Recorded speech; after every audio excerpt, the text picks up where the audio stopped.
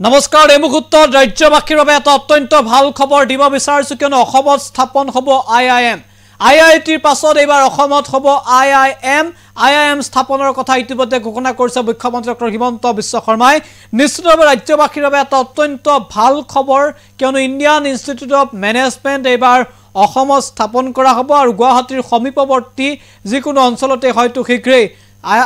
IIMৰ কাম ইতিমধ্যে আৰম্ভ হ'ব সেই কথা ঘোষণা কৰিছে মুখ্যমন্ত্ৰী ডক্টৰ হিমন্ত বিশ্ব শৰ্মাই আৰু এয়া উচ্চ শিক্ষাৰ বাবে দেশৰ উচ্চ শিক্ষাৰ বাবে এয়া নিশ্চিতভাৱে অসমবাসীয়ে লাভ কৰা এক অনন্য উপহাৰ বুলি ক'ব লাগিব কাৰণ IIM স্থাপন কৰা হ'ব অসমত এয়া নিশ্চিতভাৱে এক গুৰুত্বপূৰ্ণ খবৰ সবিশেষ এনি টক্স দৰ্শকৰ বাবে লৈ আহিছো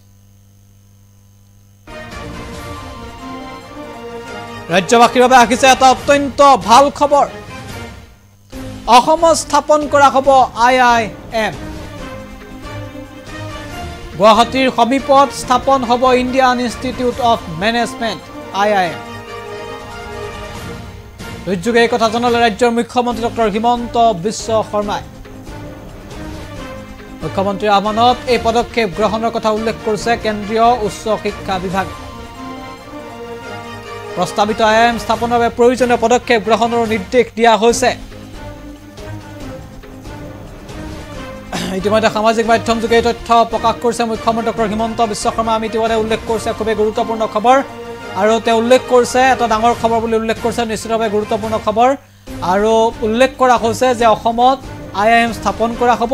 আৰু IIT এইমছৰ পাছত অসমত স্থাপন কৰা হ'ব IIM আৰু গুৱাহাটীৰ সমীপৱৰ্তী অঞ্চলত ইণ্ডিয়ান ইনষ্টিটিউট অফ মেনেজমেণ্ট চমুকৈ IIM স্থাপনৰ কথা ইতিমধ্যে উল্লেখ কৰিছে মুখ্যমন্ত্ৰীয়ে এয়া অসমবাসীৰ বাবে এটা উপহাৰ বুলি উল্লেখ কৰিছে মুখ্যমন্ত্ৰী ডক্টৰ হিমন্ত বিশ্ব শৰ্মাই ইতিমধ্যে ভাৰত চৰকাৰৰ ফালৰ পৰা যি পত্ৰ প্ৰেৰণ কৰা হৈছিল শিক্ষা মন্ত্ৰালয়ৰ ফালৰ পৰা উচ্চ শিক্ষা মন্ত্ৰালয়ৰ ফালৰ পৰা এই যি পত্ৰ প্ৰেৰণ কৰা হৈছে সেই পত্ৰৰ প্ৰতিলিপিও টুইটযোগে উল্লেখ কৰিছে মুখ্যমন্ত্ৰী হিমন্ত বিশ্ব শৰ্মাই ইতিমধ্যে IIMৰ ডাইৰেক্টৰলৈ লিখা এই পত্ৰখন মুখ্যমন্ত্ৰী ডক্টৰ হিমন্ত বিশ্ব শৰ্মাই সামাজিক মাধ্যমত ইতিমধ্যে সংলগ্ন কৰিছে হিমন্ত বিশ্ব শৰ্মা টুইট আমি দেখুৱাইছো য'ত উল্লেখ কৰিছে যে গুৱাহাটীৰ সমীপত স্থাপন হ'ব Indian institute of management IIT এইমছৰ পাছত এইবাৰ IIM স্থাপন হ'ব অসমত এয়া ৰাজ্যবাসীৰ বাবে এটা গুৰুত্বপূৰ্ণ খবৰ ৰাজ্যবাসীৰ বাবে এটা অত্যন্ত ভাল খবৰ